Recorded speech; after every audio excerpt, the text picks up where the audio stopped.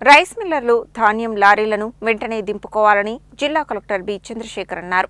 ప్రతిరోజు కనీసం 10 లారీలు దింపుకోవాలని ఆదేశించారు.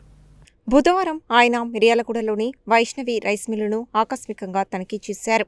ట్రక్ షీట్లు అన్లోడ్ ప్రక్రియను పరిశీలించారు. వచ్చిన ట్రక్ షీట్లు అన్నింటినీ వెంటనే పంపించడమే కాకుండా ట్యాబ్ ఎంట్రీ 100% పూర్తయ్యేలా చర్యలు తీసుకోవాలని చెప్పారు. ఈ సందర్భంగా మిల్లుల వద్ద నియమించిన పోలీసు, జీపీఓ, ఇతర అధికారులు, సిబ్బందితో మాట్లాడి ధాన్యం అన్లోడ్ పరిస్థితులను అడిగి తెలుసుకున్నారు. అనంతరం జిల్లా కలెక్టర్ గుమస్తాల కాలనీలో త్వరలో ప్రారంభించనున్న డబుల్ బెడ్రూమ్ ఇండ్ల ప్రారంభోత్సవ ఏర్పాట్లను పరిశీలించారు.